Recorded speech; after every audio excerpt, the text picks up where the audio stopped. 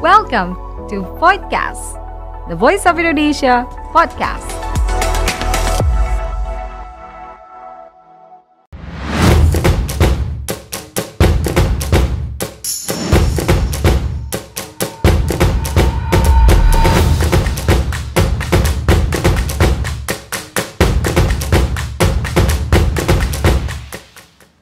Halo Voiwers, selamat datang di Voidcast, The Voice of Indonesia Podcast. Di episode kali ini, dengan semangatnya Piala Dunia kali ini, kita juga lagi kedatangan bintang tamu yang juga sangat mengerti di bidang sepak bola dan dunia olahraga tentunya.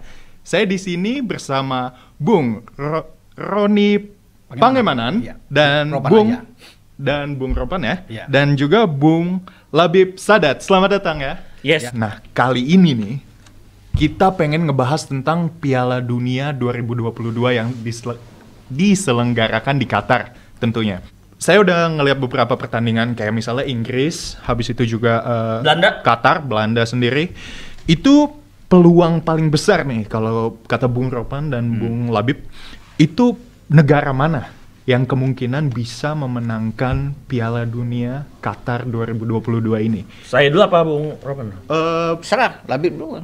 Bung Labib boleh? Kalau saya karena jagoan saya nggak main Italia ya. Jadi saya jadi lebih objektif di Piala Dunia pada ke-22 ini. Jadi jagoan saya sih, bukan jagoan sih, saya sangat-sangat menjagokan Argentina. Argentina ya? Karena kenapa? Pertama, ini ada panggung terakhir Leo Messi.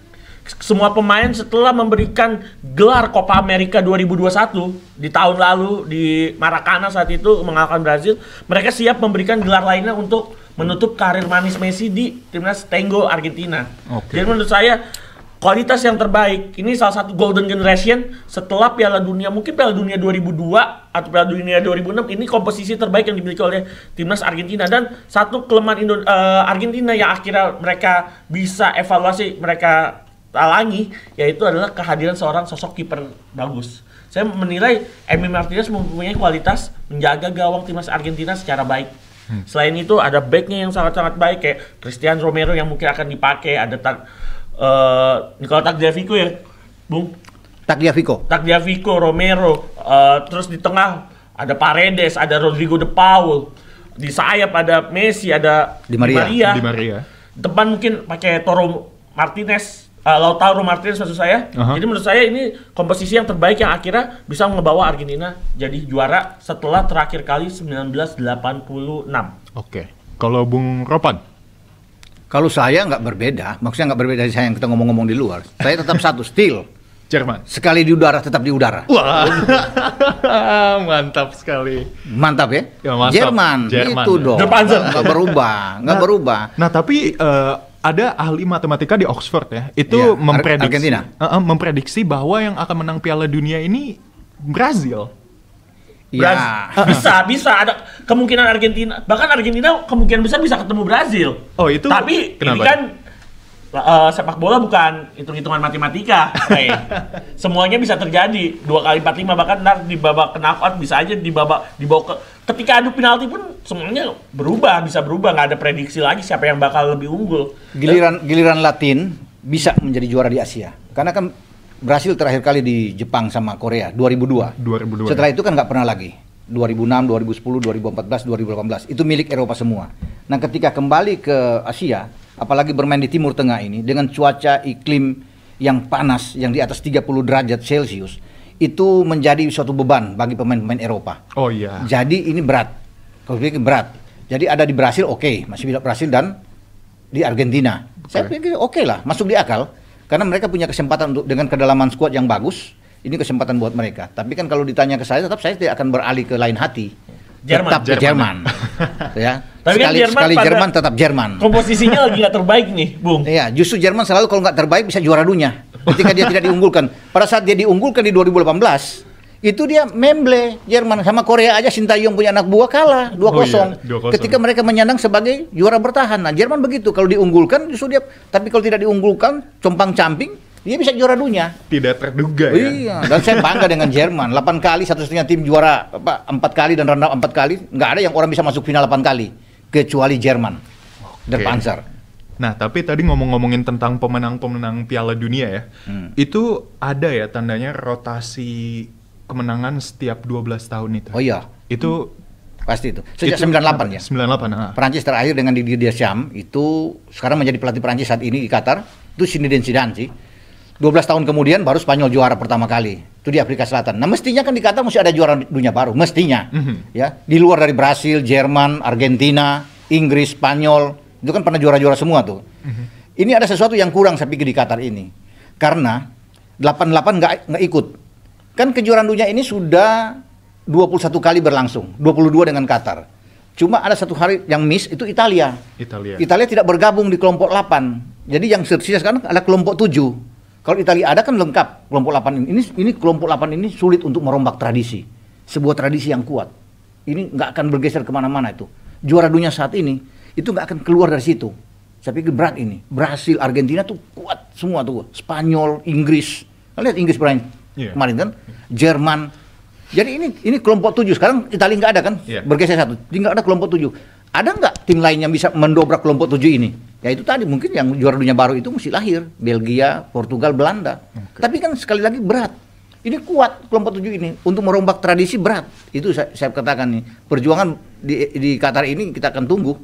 Gitu. Oke, jadi kalau ngomongin benua itu tandanya masih benua biru ya yang betul, mendominasi. Antara benua biru 12 kali juara dan benua Latin 9 kali juara. 9 kali juara. Dari 21 kali edisi. Oke. Nah, tapi kalau untuk tim Asia, ada gak sih kemungkinan? Kalau saya lihat tuh Jepang udah bisa bertahan melawan Wales kemarin 3-3.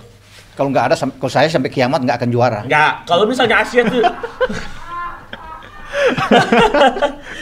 Tapi saya sih kenapa nggak akan juara? Karena memang kita benua negara kedua dan negara ketiga dalam peta sepak bolaan dunia memang. Udah nggak usah menggigau lah, nggak usah menghayal terlalu tinggi lah. Jadi AFC mungkin juara lah. Iya, mau Asia ya nggak akan juara, mau sampai kapanpun nggak akan mungkin. Lu levelnya tuh Eropa sama Amerika Latin udah. Sebenarnya Afrika bagus, ya Afrika bagus. Tapi untuk mau juara juga berat. Karena semua pemain-pemain ini kan mencari makan di Eropa semua. Pemain-pemain terbaik Asia itu ada di Eropa. Pemain-pemain terbaik Afrika semua ada di Eropa main. Nanti balik perkuat negara baru mereka datang. Begitu habis Piala Dunia mereka angkat koper semua balik lagi ke Eropa. Semua tinggal di Eropa. Jadi kiblatnya di Eropa. Jadi semua kiblat ini adalah di Eropa. Pemain-pemain Brasil dan Argentina itu 90% tuh main di Eropa, cari makan di Eropa. Iya sih betul ya. Iya tuh, itu pasti. Ya, kemudian FIFA itu bermarkas di Zurich. Zurich itu di Swiss. Swissnya di Eropa. Jadi semua itu ada di situ. Kalau FIFA ada di Eropa, jadi akan banyak juara Eropa yang lebih banyak diuntungkan. Itu Eropa. Jadi jangan kaget kita kalau Eropa juara terus, jangan kaget. Kalau bicara siapa Asia, sampai kiamat akan juara-juara. Oke, bisa didengar ya viewers ya. Jadi jangan terlalu ekspektasi tinggi, tapi harapan nggak apa-apa tetap ada ya. Harapan boleh. Oh iya kan? Boleh. Apalagi yang misalnya jagoannya Korea Selatan, Iran, Australia. Kita pertama kali AFC punya wakil 6 ya Bung ya? Ya. Pertama kali dalam sejarah di Piala Dunia karena memang hostnya adalah Qatar. Jadi harapan tetap boleh, tapi realitanya tetap antara UEFA dengan CONMEBOL. Jadi kalau harapan itu saya setuju. Kalau untuk berharap banyak ke depan, kata Soekarno, presiden pertama kita, gantungkan harapanmu setinggi langit. Tapi hanya harapan aja. Iya kan? Harapan aja. Karena jatuhnya ke tanah. Iya. Sakit ya kalau terlalu ini. Kalau mau juara ya Eropa. Atau Amerika Latin. Udah itu aja. Nah, ini saya ada pertanyaan lagi. Kan tadi Bung Ropan percaya bahwa Jerman akan juara. Dan juga sekarang Bung Labib percaya bahwa Argentina akan juara. Bung Labib percaya gak kalau Jerman tuh juaranya tahun ini? Apa gimana? Kalau bicara, ini objektif aja ya. Karena di Argentina nggak mungkin dia bilang juara. Enggak, tapi memang secara komposisi. Analisisnya. Tapi secara komposisi memang kayaknya Jerman juga kesulitan, harus struggle banget. Mereka masih mengandalkan Manuel Neuer yang udah berapa Piala Dunia sebagai seorang kiper. Belum juga mereka kehilangan pemain-pemain intinya seperti Marco Reus. Ya menurut saya dengan generasi baru belum saatnya lah Jerman juara lagi seperti tahun 2014. Jadi menurut saya sulit untuk Jerman, apalagi terakhir mereka kehilangan Timo Werner kan. Oh iya betul. Yang gantinya adalah penyerang dari Werder Bremen. Jadi menurut saya sulit untuk Jerman, minimal ya 8 besar lah Jerman. 8 besar. Bung Ropan percaya begini itu, ya, kalau bicara Jerman ya, untuk menggagalkan Jerman, ya itu bunuh mereka di fase grup. Iya. Jangan sampai mereka keluar. Karena pengalaman selama ini, kalau Jerman keluar di fase knockout atau sistem gugur, mereka selalu bisa ke final. Kan terbukti di antara semua tim di seluruh dunia yang paling banyak ke final, Jerman. Brasil boleh juara 5 kali. Tapi berapa Brasil ke final? Cuma 6 kali. Jerman 8 kali ke final. 4 kali juara, 4 kali runner up. Makanya, itu di 2018, itu adalah saat yang tepat ketika Korea menghajar mereka, Meksiko menghajar, mereka terhenti di fase grup. Itu paling bagus buat Jerman. Bunuh mereka di grup. Sekarang juga begitu. Jepang mesti hajar Jerman, Costa Rica dan Spanyol. Jangan sampai kasih kesempatan Jerman itu keluar. Kenapa saya katakan demikian? Karena berdasarkan semua statistik, Jerman itu kan lama panas, mesin diesel. Yeah. Semakin mereka lama, itu semakin kuat berkembang. Dan Argentina selalu paling benci sekali satu tim, Jerman. Jadi ini kesempatan yang tepat. Ya? Gimana? Jadi kesempatan yang tepat untuk Argentina melakukan revenge atas kekalahan-kekalahan dari Jerman, termasuk kekalahan 0-4 di Piala Dunia 2010. 2010 kan terlalu lama, 2014 aja kalah di final. Oh iya, 2014 kalah di final. Jadi ini revenge. Iya kan? Harus Terlalu revenge. lama 2010. 2014 aja dengan Messi-nya, makanya kan Messi menangis. Iya. Dikasih trofi pemain terbaik, Messi tolak. Bukan tolak apa? Dia lebih suka membawa Argentina itu juara. Karena bertanding di Amerika Latin kan nggak boleh klub tim-tim Eropa juara. Jerman tim pertama di dunia yang bisa juara di bumi Amerika Latin. Hanya satu-satunya, nggak ada negara Eropa lainnya. Dan bertanding di negara sepak bola Brasil. Brasil itu dipukul berapa? 7-1. 7-1, iya. Main di depan publik. Tidak akan pernah tim manapun bisa mengalahkan Brasil lebih dari 5 gol. Tapi itu 8 tahun yang lalu. Enggak, ini kita bicara dengan Jerman. Ini kita bicara 8 tahun yang lalu. Kalau sekarang sih nggak mungkin. Argentina itu setiap ketemu Jerman itu menghindar. Oke. Kalah terus, nggak pernah. Terakhir cuma Maradona yang bisa kalahin Jerman. Itu di final juga. Tahun 90 ketika itu masuk ke final dengan Maradona, kalah juga Argentina di final lawan Jerman. Jadi setiap ketemu di final Argentina tumbang. Nah, kalau bilang tadi akan ketemu Jerman akan membalas, nggak mungkin. Karena ketemu di perempat begini, nggak. Di Bagan, kita mesti lihat dulu. Oke. Jadi kita jangan berpikir ini wah Jerman akan ketemu Argentina. Enggak, Jerman nggak akan ketemu Argentina. Karena mereka akan pisah. Akan pisah di Bagan. Argentina akan lari ke kiri. Nah, Argentina itu siapa? Brasil ada di situ, Spanyol, ada Inggris, ada Belanda. Kalau kita lihat dari Bagan yang ada. Ketat ya itu. Jadi kita harus lihat, kita harus punya bisa berpikir, harus wise ke depan, harus punya bijak melihat ini. Jadi kalau orang bisa mengatakan, oh akan ketemu dengan ini, enggak, lu lihat dong, Argentina juara grup, dia juara grup, dia pukul Arab nih, kan? Nanti dia akan menang terus juara grup. Itu dengan Brasil, skemanya dengan Brasil, saya sudah hitung. Kemudian dia akan ketemu dengan Belanda. Jadi jangan belum ketemu Jerman udah kalah sama Brasil. Iya dong. Tapi bagiannya Jerman ketika lolos. Oh, Jerman di sebelah enak, Jerman di sebelah Denmark, dia ketemu Portugal. Jadi Jerman di Piala Eropa kemarin Portugal dihajar sama Jerman. Ada Ronaldo juga punya misi lain bersama. 5 kali bermain sama Jerman kalah terus Portugal. Betul kalah sih. terus apa? Tapi Euro masih ada waktu revenge. Euro 2 tahun lalu kalah juga, kalah telak 4 sama Jerman. Jadi Jerman itu diuntungkan kalau juara grup ya, diuntungkan di grup sebelah, di bagan sebelah, itu cuma Inggris yang kuat sama Prancis. Oke. Nah Argentina ini, itu paling sulit, orang akan bilang akan juara dunia. Mereka nggak berhitung, orang cuma banyak ngomong bilang juara dunia. Grupnya berat, Belanda, Brasil, Spanyol. Spanyol kira nggak gampang mau kalahin Spanyol. Iya. Spanyol pemain Gavi, Pedri, bagus. Jadi bayangin ya, Argentina semenjak dia 16 besar sudah ketemu dengan tim-tim hebat. Dia kemungkinan, bisa ketemu Perancis. Kemungkinan di babak 16 besar. Kalau dia juara ya, dia juara grup. Ini bagiannya, saya tunjukin nih. Perancis runner up, itu langsung ketemu di babak 16 besar. Jadi mau berharapannya lawan juara bertahan, lawan Mbappe, lawan Griezmann, iya. Camavinga, Somani, Varane. Semua langsung ketemu. Kalau dia lolos dari Perancis, katakan saya bilang Argentina menanglah sama Perancis 10-0. Ya kan? Ketemu berikut langsung berhasil. Yeah. Itu bagannya. Jadi bagaimana dengan tim-tim susah? Nah, kecuali kalau lolos terus akan ketemu Jerman. Nah. Baru di final kalah lagi sama Jerman. Karena setiap final kan kalah terus kan? Itu kan statistik yang ada kan? Kita harus lihat realistis dong. Setiap Argentina ketemu Jerman subjektif. Ini subjektif juga. Setiap Argentina ketemu Jerman itu pasti Argentina kalah di final dan sudah terbukti 2018. Tapi apakah Argentina ini akan ke final? Dia bisa melewati Inggris, dia bisa melewati Prancis, dia bisa melewati Brasil. Itu dulu. Tapi itu dulu. Tapi kan ini hitung-hitungan di atas kertas. Loh, iya kan kalau Argentina juara grup kan. Tapi tunggu dulu dong, Muropan. Ini Argentina juara grup nggak? Juara grup kan? Pasti juara Ya grup. ketemu Brasil, udah pasti. Udah pasti. Argentina kan Juara grup kan, nggak mungkin ada runner up. Kalau Argentina runner up, ya Prancis dia lawan lagi. Berat itu. Jadi skemanya, coba lihat skemanya benar-benar. Argentina mau menghindar kemana? Dikejar dia Belanda di atas, dia ketemu Brasil. Sudah susah sama Brasil. Begini sama Brasil main Argentina. Begini. Itu ada Gabriel Jesus di situ, banyak bagus-bagus. Ada Anthony sana, wah, ada Richarlison, waduh. Kencang, ada Casemiro di situ, Fred. Bagus-bagus Brasil. Betul. Iya kan? Nah, tapi Bung Labib pasti punya harapan ya? Oh, pasti. Kalau harapan juara dunia harapannya. Juara dunia. Juara dunia. Jelas lah. Iya, jelas lah. Harus. Tadi kan hitung-hitungan di atas kertas. Kalau hitung-hitungan di atas kertas saya juga bisa. Saya juga Saya berharap. tulis aja. Jerman runner up kalah sama Jepang besok. Kalau kita kan bicara kedudukan, bicara dia akan lolos kemana, dia akan lolos kemana. Bukan bicara apa. Dan kalau memang mau juara, saya sepakat bisa juara. Kenapa Argentina harus juara? Karena ini persembahan terakhir buat seorang Lionel Messi. Karena dia belum pernah juara. Kasihan kan pemain seperti dia hebat. Oh, jadi iya bukan dong. karena Pemain, karena begini, pemain punya 6 Ballon d'Or. Oke. Ya kan, pemain terbaik di dunia, semua dia dapat, ya. Tapi satu-satunya yang dia belum dapat dinikmati cuma satu. Piala Dunia. Tapi Ya, saya itu yang kenapa saya akhirnya menjagokan Argentina selain harus bertemu yang tadi kalau kata hitung-hitungannya Bung Ropan bisa ketemu Inggris lah, bisa ketemu itu. Oke, itu namanya juga challenge, struggle, tantangannya untuk menjadi seorang juara.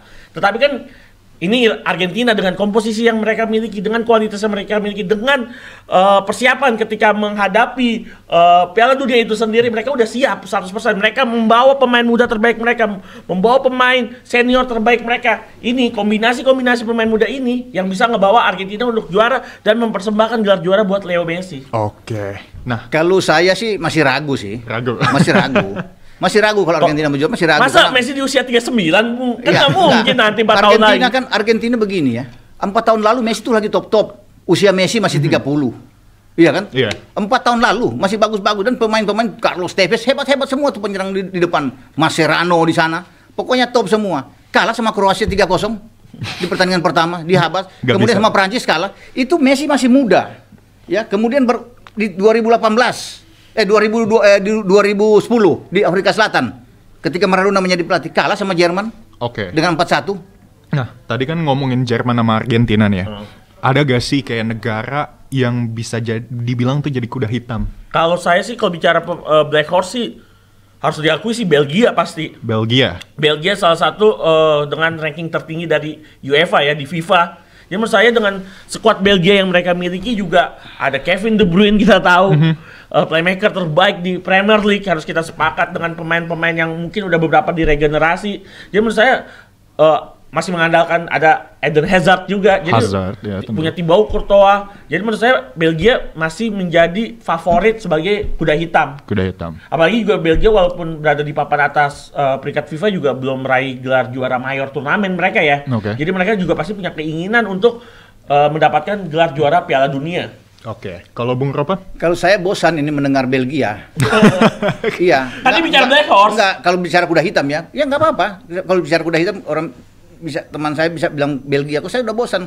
Generasi emas mereka tuh 2014 ya. Itu semua anak-anak muda yang hebat semua. Bukan sekarang bicara, bukan 8 tahun kemudian. Kemudian di 2018 itu terbaik tuh Kevin De Bruyne mestinya di situ. Kan mereka tembus sampai semifinal. Iya, betul. Mestinya itu yang mereka bisa dapatkan. Setelah itu mereka tidak dapatkan, nggak akan harap. Sekarang sudah nggak bisa, posisi ini nggak bisa. Itu sekarang bisa ada di Argentina, bisa ada di Brasil. Itu kekuatan bisa di Perancis, bisa di Jerman, nggak bisa. Kalau bicara kuda hitam, Belgia saya nggak setuju. Belgia itu punya harapan. Itu 2014 ketika mereka top semua itu dengan usia 25 tahun, 26 tahun.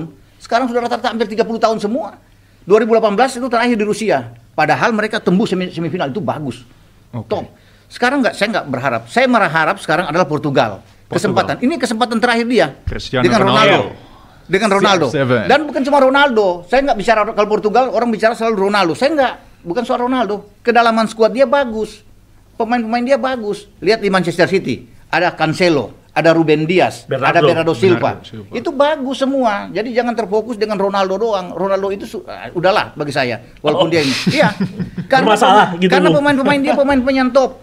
Sayang mereka tidak membawa Jota. Kalau mereka mau main Liverpool Jota ini kan jauh lebih bagus. Kedalaman mereka pemain-pemain yang bermain di Wolverhampton Wanderers itu semua pemain-pemain top. Ruben Neves di sana, top semua. Kalau kita bisa melihat ya. Wow, Felix. Jangan lupakan Bruno Fernandes. Ini kesempatan ya Bruno Fernandes. Semualah pemain-pemain mereka top. Kalau bisa dilihat sini, jadi kesempatan mereka kuda hitam kalau bicara, ya Portugal saya. Portugal, kalau menurut saya ya. Oke. Gitu. Nah, untuk pemain terbaik di Piala Dunia ini, kita bisa dibilang tadi kan banyak pemain-pemain seperti Lionel Messi, karir terakhir, Ronaldo, dan ada juga bisa dibilang rising star sekarang itu yang lagi main di Piala Dunia itu Mbappe.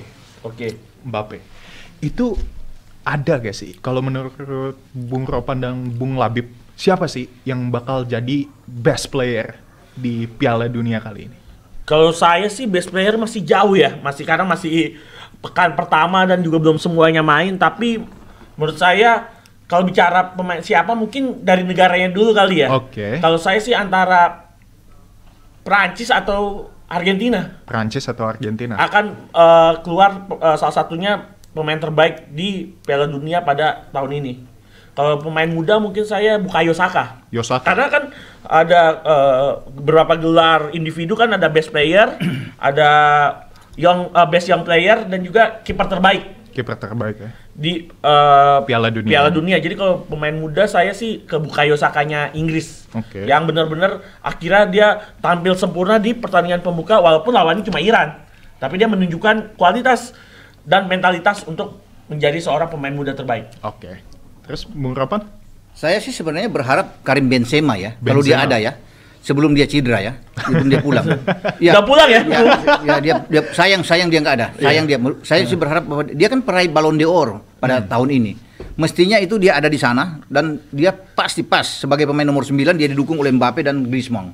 Ini bagus, tapi ketika dia nggak ada, pasti nama-nama lama yang masih berkuasa untuk menjadi pemain terbaik senior. Pasti ada Messi, ada Ronaldo, ada Kylian Mbappe juga masih anak muda di sana ya oke lah. Ada Harry Kane, mereka akan bertarung menjadi pencetak gol terbanyak sama pemain terbaik. Tapi terlepas dari semua itu, saya terkesan dengan penampilan pemain. Orang bisa melihat kan Bukayo Saka bikin brace, bikin 2 gol melawan Iran. Tapi saya itu lebih terkesan dengan seorang Jude Bellingham. Kenapa itu? Anak muda, bagus, bikin 1 gol kemarin. Gol pertama membuka keran gol Inggris. Dan kita bisa melihat, tidak tergantikan dia bermain kemarin sama Declan Rice. Semua boleh, Saka bisa keluar, Mason Mount bisa keluar, Harry Kane bisa keluar, Sterling bisa keluar, ditarik. Tapi yang tidak bisa ditarik keluar si anak muda ini, Jude Bellingham. Makanya harga dia itu mahal, akan dibeli oleh Liverpool. Itu luar biasa pemain ini. Cara bermain bola dia, determinasi dia di lapangan, bisa bermain box to box. Ini oke pemain ini dia. Karena orang banyak melihat selalu di garis depan. Oh ini bagus. Saya melihat kemarin di Inggris itu ada di 2 ini. Kunci kemenangan Inggris itu bukan karena yang mencetak gol ini. Oke, mereka bisa mencetak gol. Tapi kalau nggak ada Declan Rice sama Jude Bellingham, itu berat Inggris. Itu tidak membuat Iran nggak berkutik kemarin. Itu pemain-pemain Jahan Bas di sana nggak bisa bikin apa-apa. Itu karena 2 ini. Makanya Southgate itu tidak menarik 2 ini. Karena kuncinya memang ada di mereka. Untuk tidak bisa tembus ke dalam ke Eric Dyer atau Maguire, John Stones. Karena dari 2 ini kuat double pivotnya Inggris. Banyak yang nggak melihat itu. Makanya takut bagi Southgate untuk menarik salah satu di antara mereka. Kalau 2-2 ini tarik kemarin, Iran bisa bikin mungkin 6-4, 6-5. Bisa. Ya. Okay. Jadi itu saya bilang, kalau bicara anak muda, saya terkesan dengan Jude Bellingham. Ini akan sama seperti Kylian Mbappe ketika 4 tahun lalu menjadi pemain terbaik di Rusia. Bukayo Saka juga bagus dong, Bung. Oke, dia kan memang khusus di depan. Yes. Untuk membuka gol. Ya itu oke dia Sterling semua bisa. Tapi orang harus melihat siapa pemain yang terbaik yang ini. Jude Bellingham. Lihat yang kemarin, dia seorang pemain bertahan, tapi ketika Inggris sulit membuat gol di awal-awal, dia yang membuka itu. Nggak ada yang menduga, mestinya kan ada Harry Kane di sana, ada Saka di sana, tapi lihat, dia muncul dari belakang, dari lini kedua, pertahanan. Kemudian bisa menyambut show itu dengan tandukan kepala yang mengecoh lawan. Akhirnya dibalik ke belakang. Anak muda, yang gelandang bertahan, bukan untuk membuat gol, tapi dia yang membuat semua itu berjalan dengan mulus kemarin. Kalau nggak ada gol dia, belum tentu kan, Saka bisa membuat 2 gol. Ya, Sterling bisa membuat gol. Gara-gara dia membuat gol itu, sampai Inggris termotivasi semua bisa membuat gol dengan banyak. Nah ini pemain yang bertahan, kemudian bisa membuat gol, mengubah permainan di lapangan. Setiap pertandingan bola harus ada pemain yang bisa mengubah arah permainan. Penglarisnya ya? Iya, harus mengubah permainan. Walaupun kita punya pemain top di depan, Saka, Sterling, Harry Kane, Mason Mount, kan itu hebat-hebat semua di depan. Betul. Tapi kalau nggak ada yang bisa mengubah permainan, sulit. Nah, Bellingham yang membuka itu. Ketika dia membuka, maka keran gol Inggris itu lahir.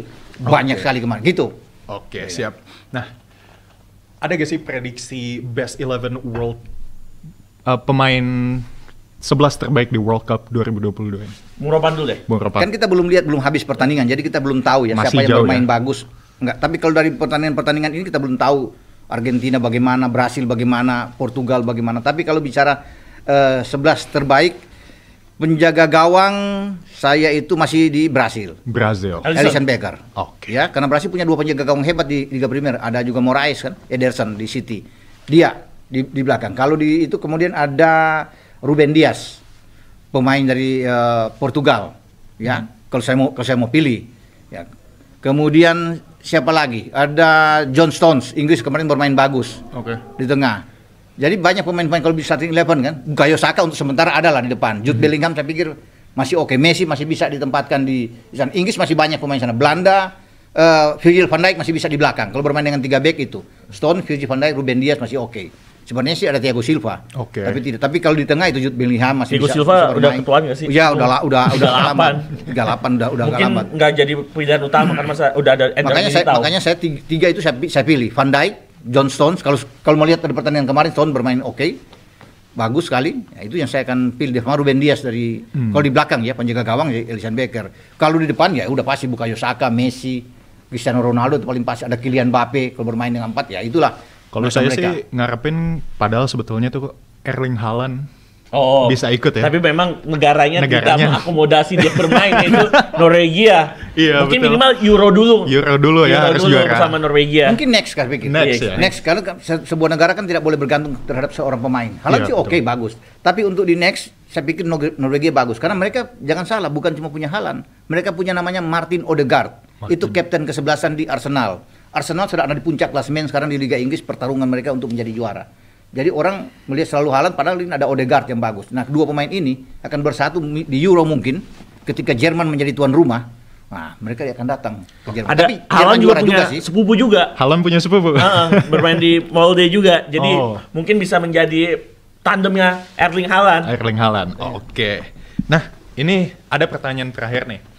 Prediksi final itu pasti Jerman dong salah satu bagi saya kan. Pasti Jerman. Argentina lah, karena Argentina kan. Oke. Kalau misalnya nih saya ubah pertanyaan deh, mungkin misalnya Jerman sama Argentina ketemu di final, skornya berapa? Ya pasti akan pegang Argentina, pegang Jerman pasti. Skornya kedua tim ini kalau bermain selalu tidak akan lebih dari 2 gol. Itu kan selalu terjadi. Setiap final ya. Mungkin 1-0 atau 2-1 buat Jerman. Ada cumanya. Bukan karena saya Jerman fanatik Jerman benar, enggak. Saya juga harus realistis. Kalau Jerman bermain seperti lawan Oman di persahabatan kemarin, masuk semifinal aja sudah ajaib bagi Jerman. Saya nggak yakin. Karena regenerasi juga. Kalau bermain kayak kemarin lawan Oman, itu bukan permainan Jerman sebenarnya. Saya nggak tahu apakah itu memang permainan mereka cuma karena uji coba. Tapi kalau kayak itu untuk bisa lolos dari grup aja udah susah. Jadi saya realistis, saya nggak karena saya Jerman harus juara, enggak. Saya lihat dari bermain mereka. Kalau mereka bermain seperti itu, bukan tipikal Jerman benar. Nggak akan lolos dari grup sudah bagus, apalagi ke semifinal. Saya bilang ajaib buat mereka, gitu. Jadi realistis gitu. Kalau Bung Labib? Saya sih, kalau misalnya ya, taruhlah Argentina ketemu Jerman. Mungkin ini waktu yang tepat untuk melakukan defense dan waktu yang tepat untuk menutup karir Messi di timnas. Mungkin, ya betul, nggak akan banyak lebih dari 3 gol, mungkin 1-0. Golnya Argentina akan tercipta di menit-menit terakhir. Seperti Götze mencetak gol ke gawang Argentina. Mungkin penalti mungkin? Mungkin nggak, mungkin skema bola mati, tapi bukan penalti. Tapi kalau benar-benar ketemu berdua, kalau ketemu ya, Jerman saya bilang kan agak sulit nih. Tapi kalau benar-benar Jerman ke final sama Argentina, saya rasa kalah Argentina. Benar. Bukan karena Jerman kalau sudah di final, nggak akan bisa dihentikan dia. Kalau sudah di semifinal atau final, itu saya bilang kan 8 kali ke final. Nggak akan susah loh sebuah tim itu bisa mencapai Piala Dunia 8 kali. 4 kali juara, tapi ingat kalahnya juga 4 kali. Loh, kan final. Loh, ingat, iya. Kalah, menangnya 4 kali betul. Iya, tapi kan kalahnya juga 4 kali. Argentina berapa kali ke final? 2, 3 ya? 3 ya? Jauh. 78, 86, orang akan bilang 90, 2004. Muka lu jauh, ya kan? Jauh, orang akan bilang jauh. Bayangin 8 kali final dengan cuma 3 kali. Jauh secara head to head, jauh, Bos. 4. Terus 90 yang kalah sama Jerman Barat. Iya lah, nggak bisa bikin apa-apa lah. Makanya sama Jerman, mereka begini ya, gue bilang, Argentina itu dia akan pukul Brasil, dia akan pukul Prancis kalau ketemu. Mau Inggris dia hajar, tapi dia paling takut, dia nggak jalan mainnya dia. Sama kayak 2014 kan, Messi semua pemain, TFS bermain semua, Mascherano itu top semua. Nggak jalan mainnya sama Jerman. Itu nggak jalan kalau sama. Tapi kalau sama tim lain itu 8 tahun yang lalu. Kita lihat dong skuad yang saat ini gimana, nggak ada Ozil, nggak ada. Nggak bisa. Nggak ada siapa? Matt Hummels udah nggak dalam performance terbaiknya. Nggak bisa. Oke, terima kasih Bung Ropan dan Bung Labib sudah bisa hadir di acara Voidcast episode kali ini. Jadi Voidwars, tetap terus tonton Voidcast di episode berikutnya dan terus saksikan Piala Dunia 2022 di Qatar tahun ini, dan kemungkinan yang menang antara Jerman atau Argentina nih yang dari tadi kita bahas. Jadi ya, terima kasih sudah bisa menonton episode kali ini dan see you on the next episode. Bye-bye. Hai guys, thanks for watching Voidcast. Jangan lupa like, comment, subscribe, dan bunyikan lonceng. See you on the next episode.